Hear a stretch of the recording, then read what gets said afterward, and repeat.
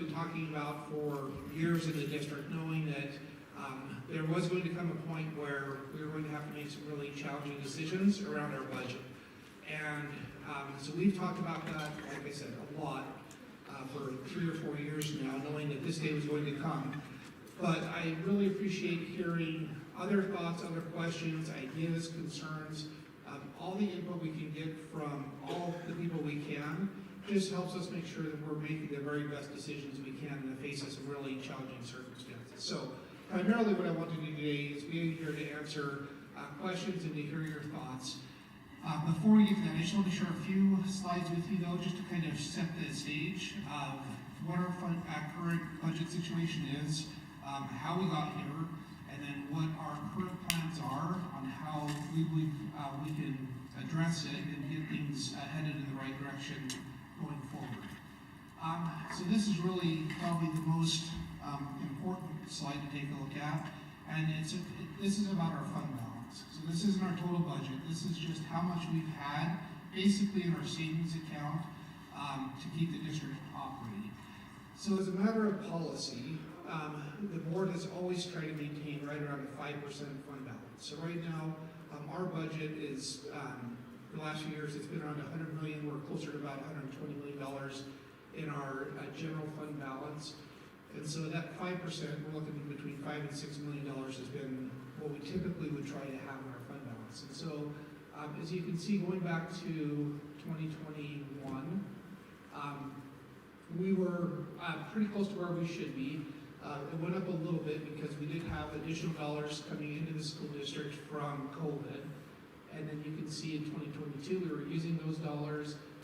And then in 2023 and 2024, we saw a huge increase in the fund balance. So the question is, well, how did we get to that increase? Well, we had those additional dollars from the federal government. They had to be spent in a certain amount of time. And so we were able to allocate those funds into things we would typically pay for, and then really hold on to additional funds, knowing that we're going to be in for some tough challenges ahead. So that was one thing that really helped. And then in 2024, this is the second thing that has really led to our decline. But through that period of time that we were going through COVID, the states, for the first time ever, switched our funding model to where we were funded based on the number of students who were enrolled in our schools, not the number of students who were attending our schools. That was a radical shift. So just real rough math, we have about 93% average daily attendance. So that means we get funded for about 93% of the students who are enrolled in our schools, because that's the percentage of kids who actually show up on an average daily basis. So 7% of our operating costs of our general fund, that's about $7 million. And so that's a really important number as we talk about where we are with our budget. That $7 million gap is really the gap that we're struggling to fill. And so in 2023, fiscal years, the legislature in 2023 passed a bill that said, let's keep schools on enrollment. I was incredibly grateful for the work of the legislature that they did that, said, finally, we'll have some stable funding to continue doing what we've been doing, and to continue with the staff that we've been able to hire through this time and all those things. That bill went to the governor, and the governor vetoed it. So that was the end of any discussion about schools staying on enrollment-based funding, is when the governor vetoed that. So the next year, it was an interesting year as we start that fiscal year, because the state had set the budget based on enrollment, but then the funding returned to attendance. So the state ended up with this extra money, this surplus, to fund schools, and they recognized that there was a surplus, and they gave us part of the surplus back. They didn't give us all of it back. They kind of held on to it, did some other things, but we got about, out of that, we got just over $4 million back as a district out of that roughly 6 to 6.5 that we should have received. So that's why we had that one more jump in our fund balance between 2023 and 2024. Okay, anybody good? All right. Guys, going to keep me on track in case I say anything that is not accurate. So we had this historically high fund balance in 2024. And at the same time, we were looking and saying that is going to go away in a hurry, because through this time with us being funded on enrollment, we've increased the number of teachers we're being paid, that we're paying out of our general funds. We've increased the number of classified staff we have. We've increased pay for our classified staff. We've made a lot of decisions because we had that healthy fund balance, but we knew that is going to drop off in a hurry because once we get through with this one-time money and we're back on the same funding, it's going to drop. So sure enough, last school year, fiscal year 2025, that fund balance dropped by just over $4 million. This year, it's still this year, so we won't know until end of June where we actually end up, but right now we're on track to get out at 6.6 million. So we're right back to where we should be, or where we want to keep the fund balance. But the problem is, if we don't make any changes to our budget, then that fund balance is going to be wiped out after next year, and we'll have literally $0, which is a huge problem for any school district. It's catastrophe for a district as large as ours. So we have to have money in the bank because that's what lets us keep the checks flowing while we're waiting for the state money to come in. You really cannot operate without having money in the bank, and that's really the situation we'd be in if we don't make some course corrections. Okay, I'm going to just pause there. I don't want to jump in if people have questions right now about what I just shared. So anything you'd like to ask me about what I just shared? Heath and Jason are on the microphones. All right. Okay. So that's setting the stage. So now the question is, all right, so what do we do to keep our schools financially stable? So we're looking right around the $6 to $6.5 million deficit that we have to make up. So what we've been talking about for the last several years. And I do appreciate we have school board members here. I didn't see where did they find their seats. Chris came in and Mindy came. I saw those people all the way at the back. So with our school board, we have a fantastic school board.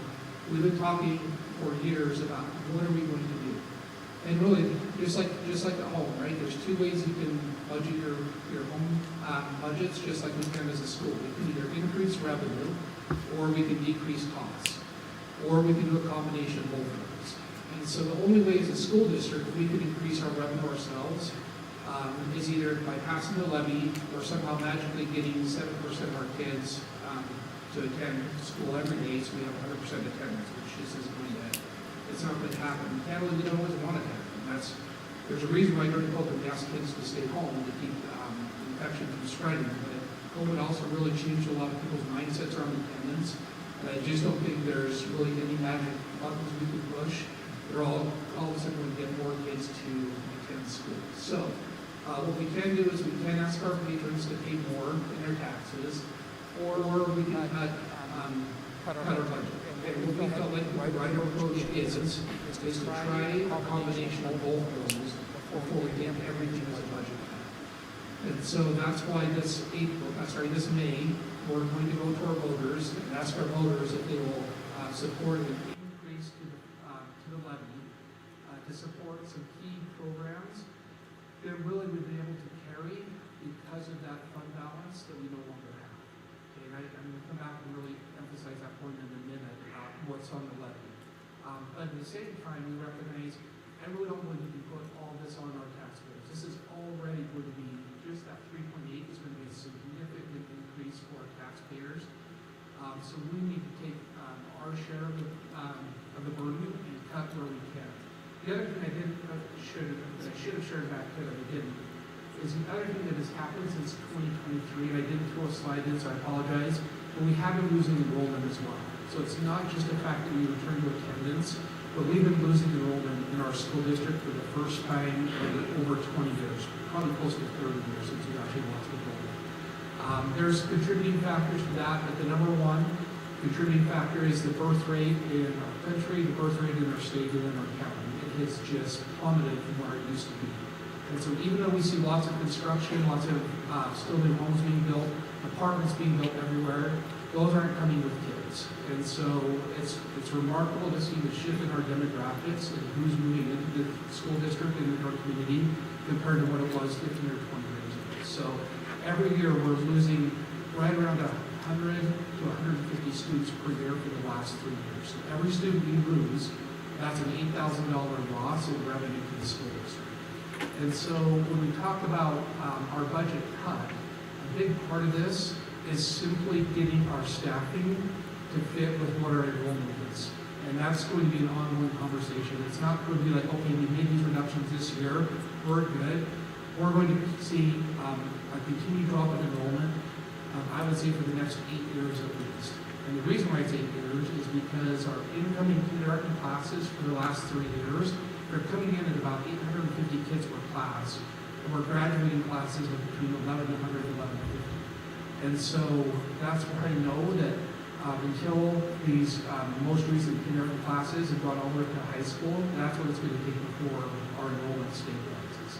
So this is not just like a one and done, we're going to get through this hard year, we're going to be good to go. We're not. We're going to have to continue to reduce staffing to align with our drop in the student.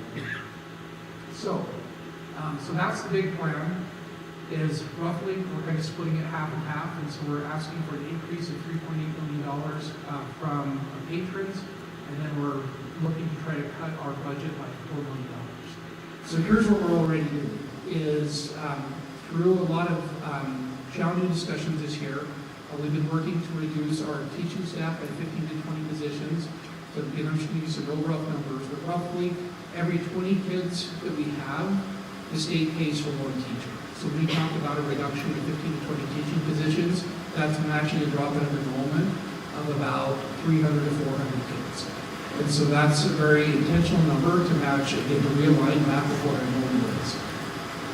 We're targeting about 20 to 30 classified positions, with about 1.5 admin positions.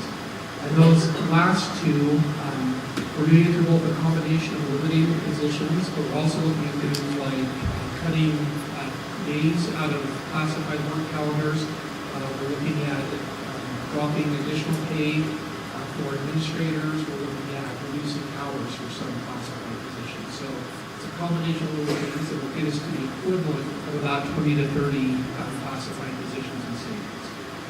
And then one other thing that we're doing, and this is kind of a domino effect, but for elementary, we are going to stop doing Chromebooks, one-to-one Chromebooks in kindergarten through 6th grade, and also put out a software program there. That's because the literacy budget is also overspent. I can get into details about that, but because the literacy budget is overspent, that's drawing down on our general balance. So by getting our literacy budget balanced, we'll stop drawing that on our general fund balance as well. So these are not just a chart that kind of shows what the state funds for positions. So as an example, administration, we fund just under 48 positions. We actually only hired 43 administrators out of that 48. So we hired about a 90% rate, and that's let us pay our admin more than we get from the state funding for them. Our certified, we're right at about 100% of what the state funds, and classified. But I would say it's kind of a caveat with the certified that also includes paying for teachers. You guys are going to correct me if I'm wrong on this, but that are currently teaching all day paid, that should be being paid for out of the literacy funds. That's part of us being overspent with literacy. We now having additional staff out of our general fund. So, and then classified, we hire 150% of the classified staff that the state pays for. So that's why, unfortunately, classified staff, we do have to look at making more targeted reductions with classified staff, because we have hired so many more than what the state actually pays for. Okay, so just a couple more slides on our levy then. So just trying to be really clear in how we communicate this out to our public. So for the last, going back to 2017, our patrons have supported a $5.8 million levy. I think somewhere around 2019 or 2020, 2021, somewhere in there, the state passed a law that said, okay, districts, we're tired of you not being able to tell us what you're spending your supplemental levy dollars on. By law, you now need to identify exactly where those dollars go. And it wasn't like an easy thing, because we'd really just taken that money for years in the district and just said we use it to help offset our costs that the state doesn't pay for. We didn't have a real clear answer to this. So we had to sit down and say, okay, what is it that we're actually going to tell our patrons? This is where that $5.8 million goes. And it goes to pay for, again, additional positions and pay for classified staff, like we saw that last slide that where the state doesn't fund. It does go to supplement our pay for everybody in this room and all across the district. We get, part of our pay comes from our supplemental levy. So whether you're a classified staff member, whether you're a certified administrator, whether you're a teacher, counselor, we do use funding from the supplemental levy to enhance salaries above and beyond what the state gives us. Our entire contract, not quite, sorry, caught myself. A good chunk of our contract for our school resource officers comes out of the supplemental levy. We also have an item from the state for safe and drug-free schools that we also use with that, but the vast majority does come from our levy. And then we have an allocation of about $500,000 for resources to provide to you in your classrooms to support kids' learning. So that's our current $5.8 million. Our voters last November voted to continue that $5.8 million for 2 more years. So that was this year, and that's also for next school year. What the decision we made was to ask our patrons that if, in addition to that $5.8 million, would they also support an increase of an additional $3.8 million that would be able to continue some key programs that if we don't have an increase, we also don't have the state funding to support those. And so these are the ones we say, if these matter to us as a community, we need additional revenue to do it. If not, then these are programs you'd need to eliminate. So universal all-day kindergarten, music, PE programs in our elementary schools, student well-being and life skill development, so that's our in-focus curriculum, as well as some additional positions we've hired through COVID to better support students' well-being, our gifted and talented program, and career technical education opportunities. I wholeheartedly believe in every one of these programs. Our board believes in these programs. If we didn't, they would be on that cut list. They'd go right back to that $4 million and say, these things don't matter, let's just cut them. We fundamentally believe these things matter. We just have to have the money to support them. And so that's why we said before we ever put these on a cut list, let's see if our patrons in our community will actually support an increase in our levy to be able to continue these. So that takes us to the levy and what I just talked about. So we currently have that levy of $5.8 million. We're asking for an increase of 3.8, and then that's the cost that it'll cost to our taxpayers, to our residents, if it is approved in May. All right, so that's the big picture. And I just would love to hear questions, thoughts, feedback, anything you want to share with us about it.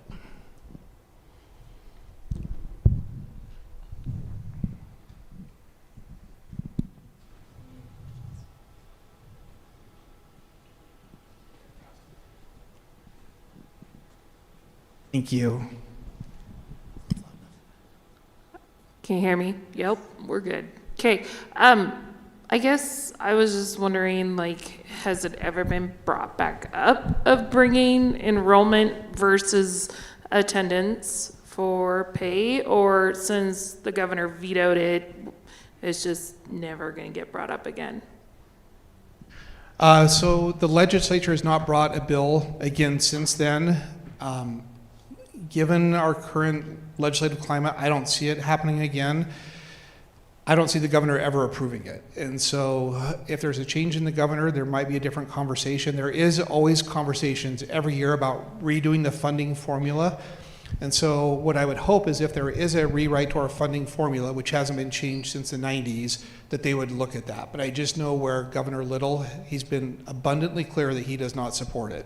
I don't agree with his reasons. I disagree with him even more after the private school vouchers, but nonetheless, he's been very clear where he stands on it.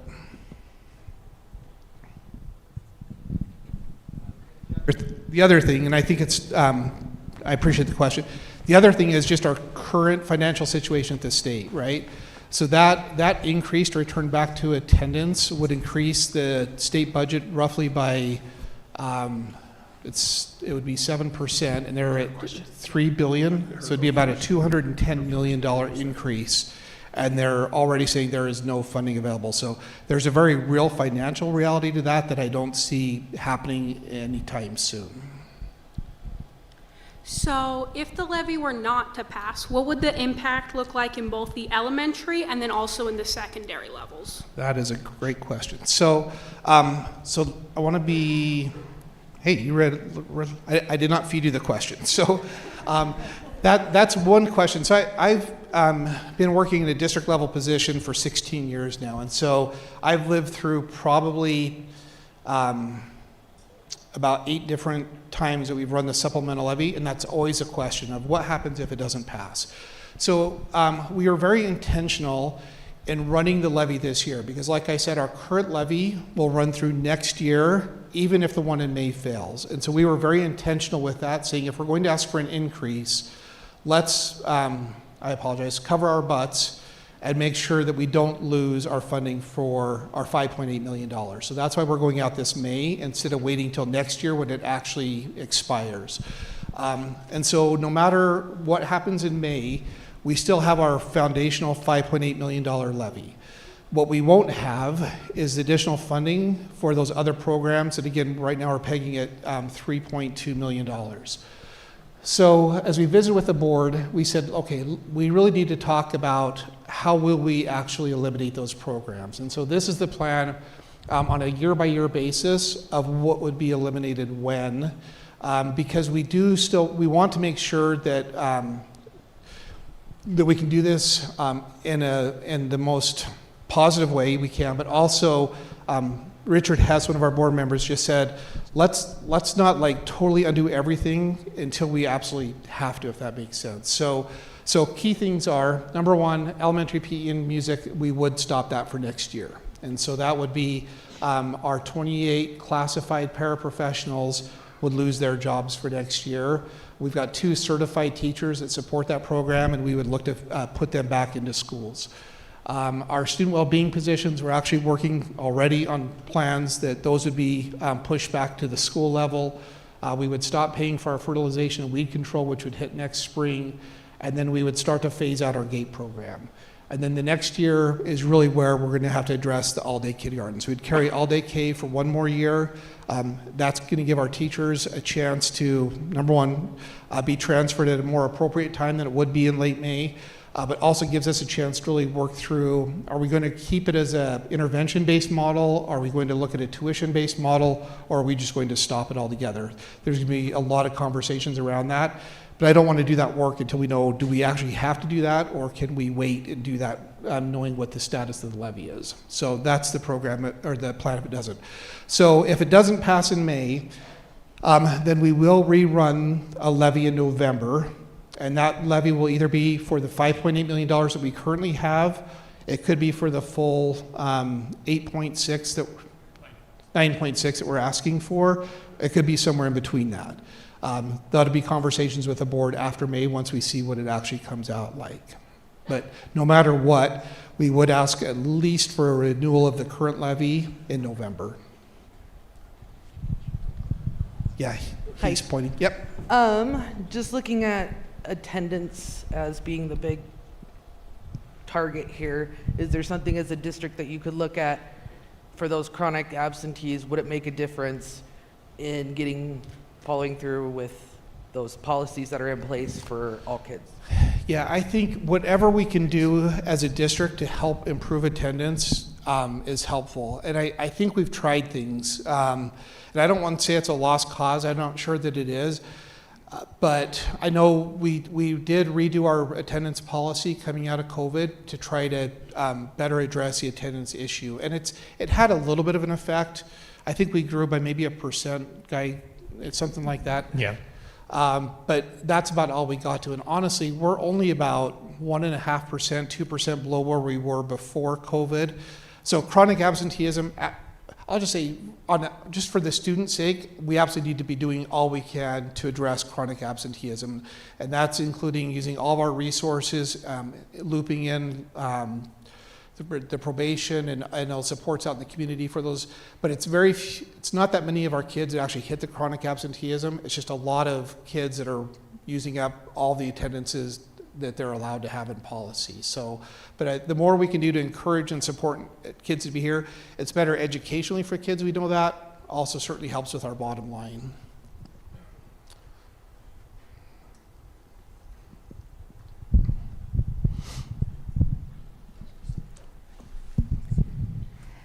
Yes, I just wanted to know, with your planned reductions, what the technology portion looks like. The technology that we currently have up there, that's in our cuts right now, it's Lexia. So that's the software program. Jason, are we about 170,000 for Lexia? Okay. So about $175,000 for Lexia, and then the one-to-one Chromebooks. So we'll still have Chromebooks in elementary school. We're just going to go back to our model of having a lab that's shared among teachers rather than having one-to-one in the elementary. So all that has been paid for out of our literacy funds, but again, because we're overspending that budget, we need to course correct that, so we're not drawing down from the general fund to support what should be contained within the literacy intervention budget. What, Yes. is sports not part of it because it's already funded under the current supplemental levy that's been approved? Right, so, yep, so the reason why sports aren't part of this phased reduction is because they are currently in that $5.8 million. There are voters that, number one, we told our voters that's where the money's going to go, so we have both a legal and a moral responsibility to say that's where the money goes. If the $5.8 million doesn't stay, if we lose that in November, everything that's in that ballot language we have to look at too. So sports are definitely there. They're just not part of that additional 3.8 that we're, or sorry, 3.2 that we're asking for because it doesn't need to be. Does that make sense? Because we're containing that within the current 5.8 million. How might a 4-day school week affect this budget, and have we considered that as an option? Yeah, great question. So we did start having some early conversations around a 4-day school week. I was sitting in a regional meeting with other superintendents and school board members, and a school board member from Teton School District that had moved to a 4-day week said that they saw a pretty significant increase in attendance. And for the first time, I'm like, wow, if that'll increase our attendance, like for the first time, I'm like, I'll really take a look at a 4-day school week. And so we started conversations around that. As a matter of just kind of verifying what other districts have seen, Guy did some great checking. He checked with Nampa School District, which is close to our size, Blackfoot School District. They have not seen a 1% increase or any increase really in attendance. And so, so I don't know that that is going to be a magic bullet for the attendance issue. So then it comes down to cutting costs. Does that help with our costs? So the places it would help would be child nutrition, because we'd be feeding kids one less day. That would be the biggest savings. Don Trotvine, that does all of our energy management, he did some great calculations. We could save about $50,000 to $60,000 a year in utilities. So it helps, but it certainly doesn't get to the numbers we're talking about. The other one it cuts down is transportation, which is a real cost, but the state pays about 80% of our transportation costs. So when it comes to us balancing our budget, there isn't a lot of bang for the buck there either. So I'm not saying 4-day school week is off the table, but as we look at it purely from a financial perspective, it doesn't make there's not enough drivers there to say it's worth making that change. Now there could be other drivers there, like employee satisfaction and those types of things, that would let us have that conversation, and we've been talking with the board about that. Hi, Scott. Are secondary music programs being funded by the May levy? So yes. So as we look at our staffing costs, not much. Let me just start with that. Not much, but a little bit. How's that for a great answer? So really what we've done on that music program side, which again, the reason we have it is because we believed in it, we put it into our levies before. But for the last, well, it's probably been for a long time, we funded additional music positions at the secondary schools in addition to what the student attendance at that school generates for their teaching staff. And primarily that's been orchestra. We just haven't had really necessarily the numbers to fund orchestra.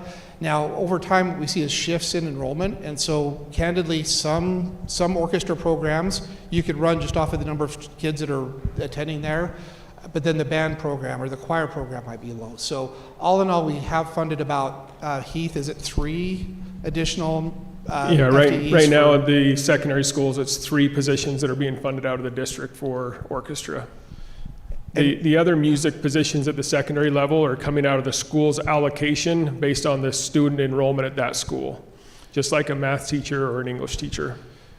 And really what happened, part of the challenge, and again, if you kind of look back at our timeline on things, you can see, but when we opened up Thunder Ridge and Black Canyon, we increased those number of music programs. While the number of kids participating stayed the same, they just got divided among 3 instead of 2. And so that's really kind of one of the key things that dropped those numbers lower.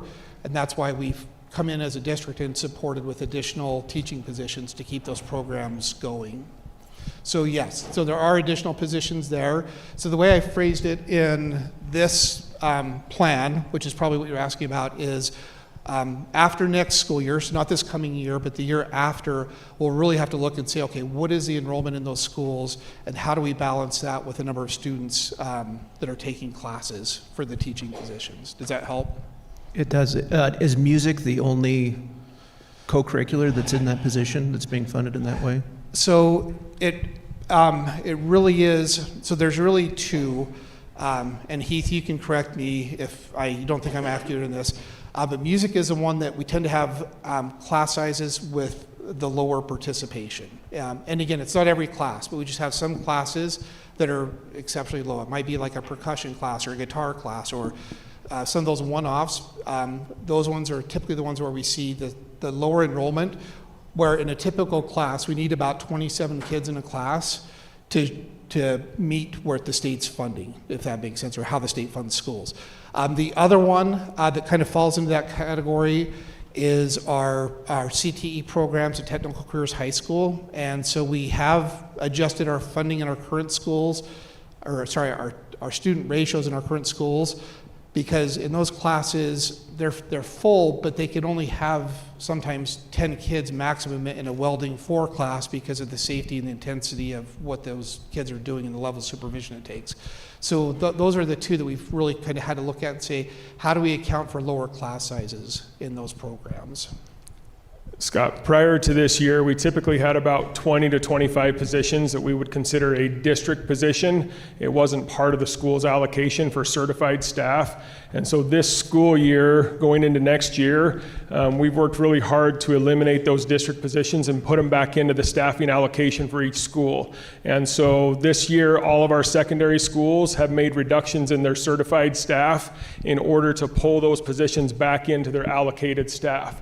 These positions, like the 4th grade, the GATE programs, the elementary music, the orchestra positions, those are 7 to 10 of those positions that we haven't been able to push back into the school allocation, and that's what we'll start doing moving forward. But we've spent this year, some of those positions that we didn't rehire was absorbing those district positions and putting them back into the schools, saying this is an important program, but it's got to come out of your allocation. We can't continue to fund extra teachers out of the district because this money that we've had for the last 5 to 7 years no longer exists.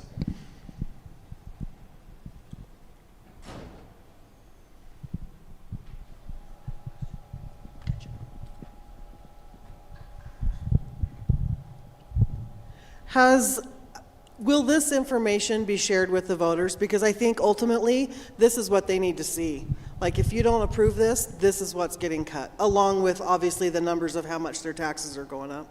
Yeah. So we're definitely working to communicate the very best that we can with our voters, and really from our best channel of communication is with our parents. It's we do try to have a strong social media presence so we can get outside of our parent communication channel.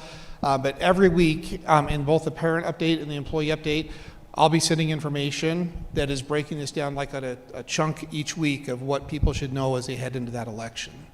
Our challenge is really, all we can do is say, this is what we're doing, and this is why we're doing it, and this is how much it's going to cost you, and then we have to stop there, right? So people have to make up their minds for themselves of whether or not it matters enough that they're willing to pay more in their property taxes to support it. But yeah, we're definitely working to try to communicate this.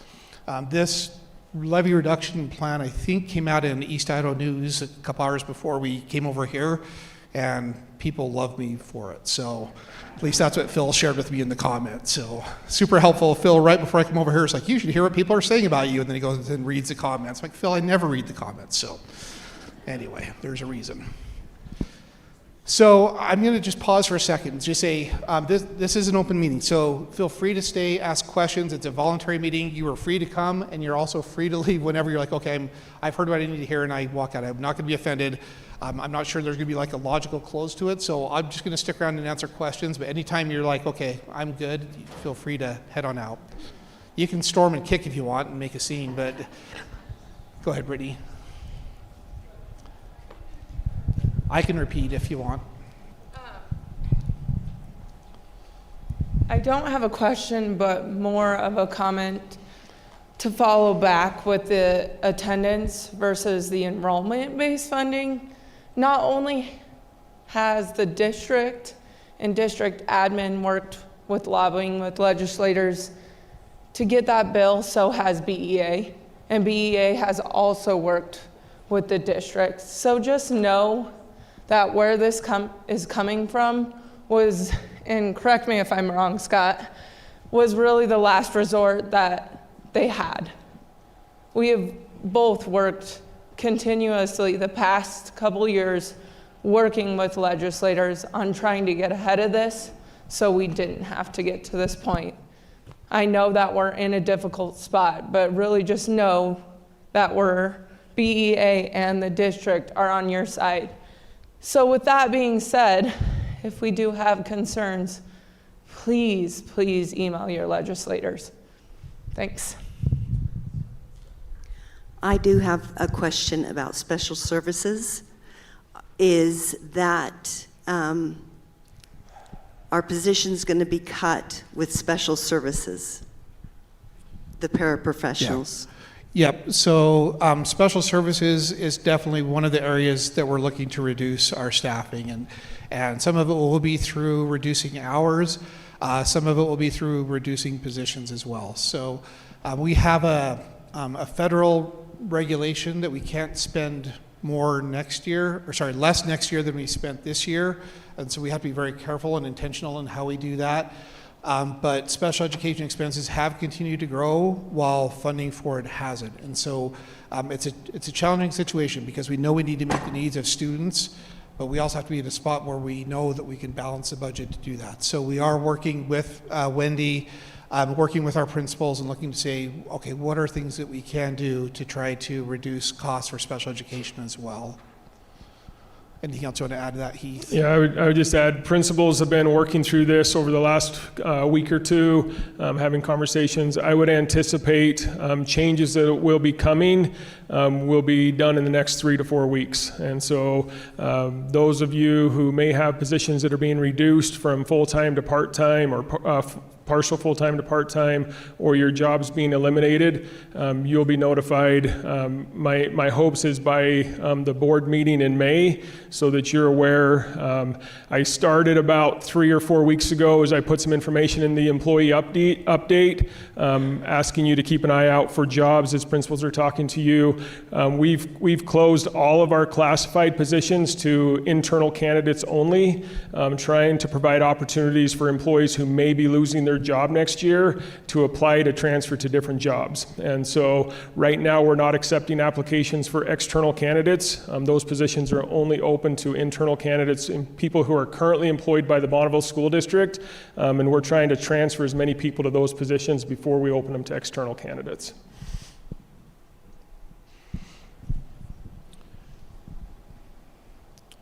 Just kind of along those lines, and I'll pause for other questions, but we have been making decisions along the way to help with this. And so just as I see some of my good friends from Ammon that are here, this was very much part of our thought process with saying, as we open up a new school and we've seen a drop in our elementary enrollment, if we just open up that school and we add another elementary school in, that's going to add about another $750,000 to our deficit.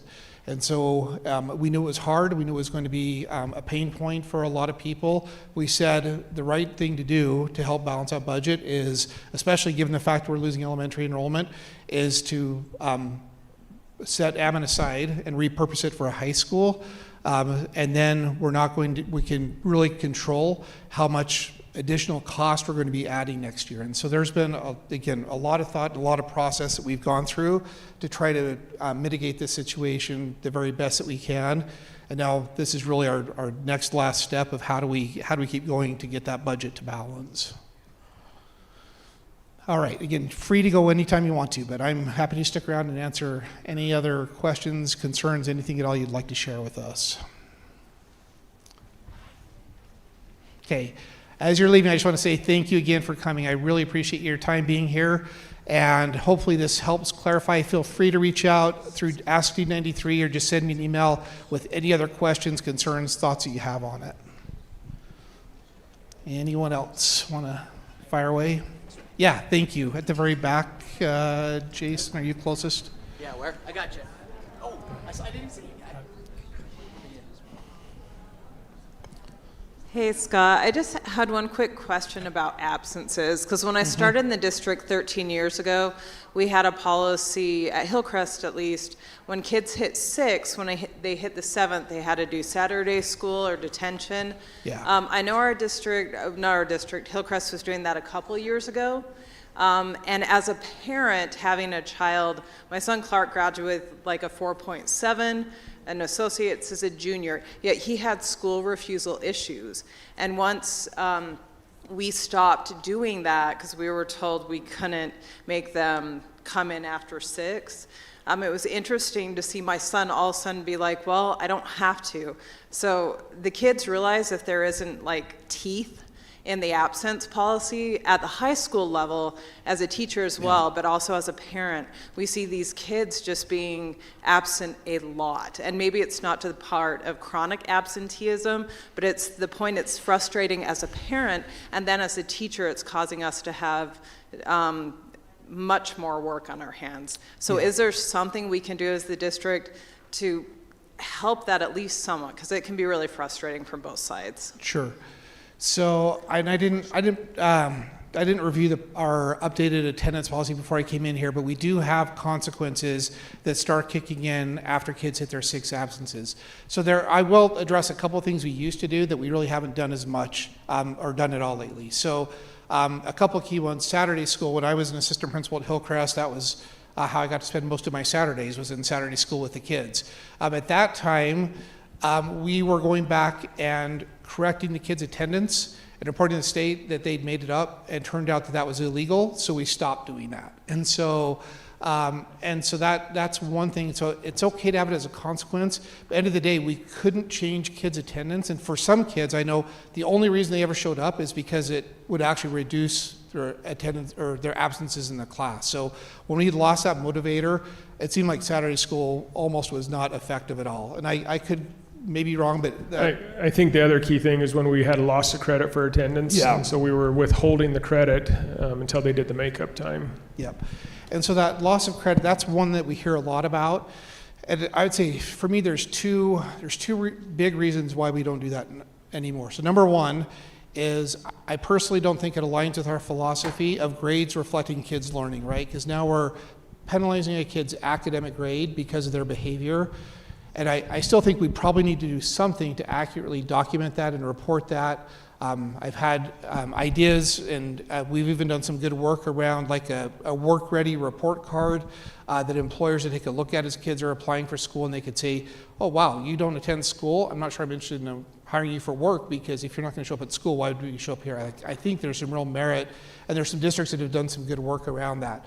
I'm just not sure that deducting a kid's grade, number one, is the right thing to do, but two, in legislation, there have been laws that have been passed since we used to do LCAs that basically say, as a school district, you have to give a kid opportunity to demonstrate that they've learned what they need to learn to get credit in a class. So we'd literally be in a situation of saying, you earned the credit, you got to be in the class, we're going to take that away because you had too many absences. Oh, but state law says you get to show you learned it, and all you have to do to show you learned it is show, here's my B in the class, right? So we're in the circuitous argument about LCAs. So that's why we really haven't brought the LCAs back. But there are some things. Verification of compliance, that's a huge one for kids that are freshmen and sophomores. And if they're not in class, they sure as hell should be getting their driver's license. That's a state requirement. And we really hold to that at least at the district level, I assume they do at the schools as well, that we won't give a VOC if the kids haven't been in attendance like they should be. After 16, well, we can actually submit to the state to have their licenses revoked if they're not in class, and that's in our attendance policy as well. And there's some other things about, meeting with parents, communicating with parents. On that teacher workload side of it, we put in that after, I think it's 12 absences, the kids can go to a pass-fail, so it's not on you as a teacher to have to grade every single assignment. So there's things that are there. I'm not sure how consistently we're really trying to implement what's there to say what's working and what doesn't work with it. Jason, do you want to add anything else? Yeah, and I was you got to that second part with the pass-fail, because I think that's one, as a teacher, as I've explained to the teacher, I say, go back and look at your policy, because there are some things in there that you can go have a conversation with your administrator about of, hey, are we doing this for this student? If he's over 12 absences or she's over 12 absences, are we having that conversation about, no, you're going to get a pass-fail grade now, which doesn't do anything to the GPA, doesn't help it, doesn't hurt it. But for a student with a high GPA, they want those GPA points. Yeah. So I had a couple questions. Have we looked into self-directed learning? So I teach second grade. I send work home all the time. It comes back. They're learning at home. Yeah, so self-directed learning, if I remember right, I think it only kicks in at 5th grade. Does that sound right, Jason? There's something about 5th grade with self-directed learners. It starts to talk about the assessment and can they meet whatever those 5th grade standards are. So can we do it for kids that are younger than 5th? I don't remember. I don't. I'll have to look We'll at that. We'll double check that. I don't remember anything below that. I just know it talked about being able to meet the specific standard for like a 5th grade. So I don't know if it says you can't or if you have to be able to meet that before you can. Yeah. But to your question, we do use the self-directed learning law and policy for students when they're going to be gone more than a week. Okay. And then what about what this will look like for instructional coaches? So instructional coaches are currently paid for from literacy dollars, and right now, again, that literacy intervention budget is overspent. So it currently pays for instructional coaches and it pays for all-day K. In the past, it was paying for Chromebooks and for Lexia, so we cut those two out, but we're still not going to be in the black, even with cutting that. So that's why we picked all-day K and said that's what's going to be in the levy, which would keep instructional coaches. If we lose that, the plan is to really evaluate it in terms of all-day K. If we get significant feedback saying we need to switch that and lose instructional coaches and keep all-day K, none of us are opposed to that conversation, but we just felt like that instructional coach that's supporting K through 3 literacy was the right way to use those dollars before all-day K. But again, I know some teachers have different opinions on that, so we can definitely continue to have conversations. I'm hoping we don't ever have to because the levy passes, but great questions. Yes, Brett.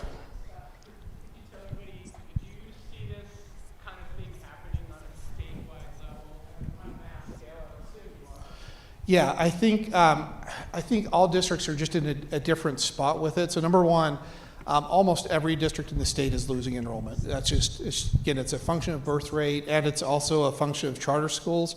Primarily, birth rate is number one, and then charter school proliferation is 2. But those 2 things are definitely pushing that down. So there are lots of other districts that are in these conversations.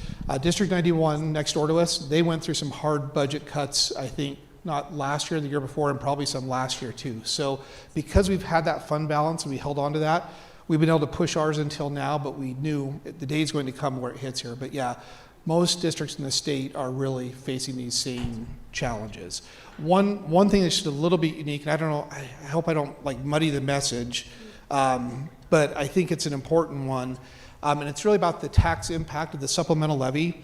So I definitely want to give credit to the state where credit is due. And the state has done a couple of really helpful things, and some are more helpful than others for our district specifically. But they gave us a check for $52 million to improve our school facilities. That's been incredibly helpful, and we've been able to go in and do some improvements in our schools that we could have never done otherwise.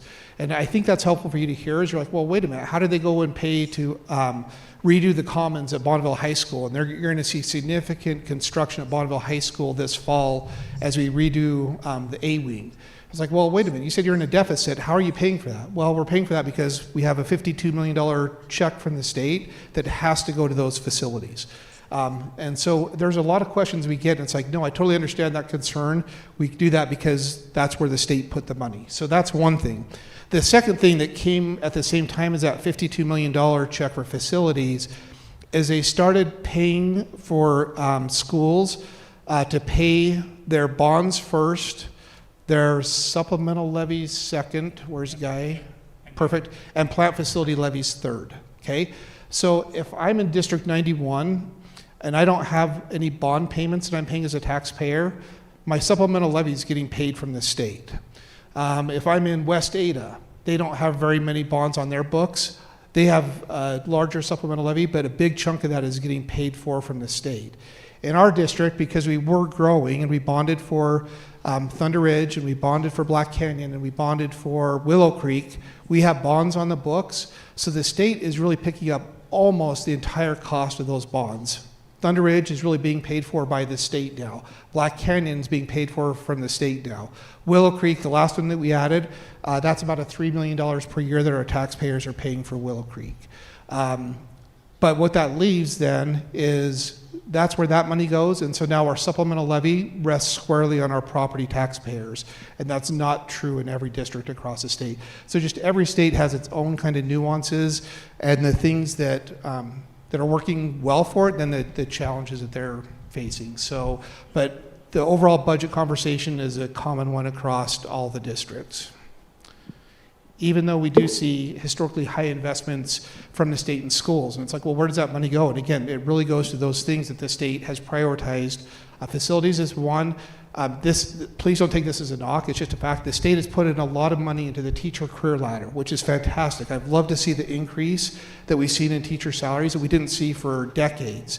But when it goes there, then that's where it stays. And so then these other additional costs, we no longer have the funding, we don't have the flexibility in the funding to pay for those other things, which is why we go to our voters and ask if they'll pick up the costs for those. That's part of the reason why the literacy budget is over budget, is when we paid for all-day K and instructional coaches, teacher salaries were probably about $8,000 to $9,000 less than they are today. And so as you increase that salary for all those positions, now it's getting paid for out of our fund balance.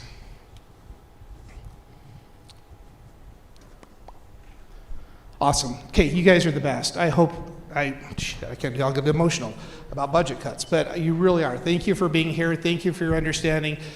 Please reach out anytime, any questions at all that we can help answer as we work through this challenge together. Thank you for being here. And thank you, Chris and Mindy, as well.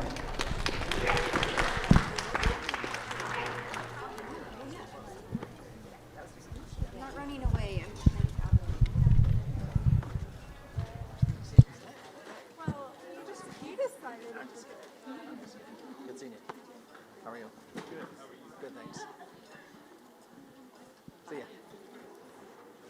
I got a question for you. So I did want to ask everyone because it may have already been brought up at some point. So they had like teacher positions that looked like they were going to be eliminated, right? Are those just teachers that are retiring or switching schools? Everything that happened on those 16 to 20 teaching positions, that was for attrition. So, and that's what it will continue to be. See ya. That's what it will continue to be over the next few years for us to be able to get back to where we need to be. It's really going to be through attrition. Do you see anything at a state level where maybe How are you? Good. How are you doing? Good. or maybe something just kind of turns? Have they shown any sign that they're realizing they're creating a major problem? No.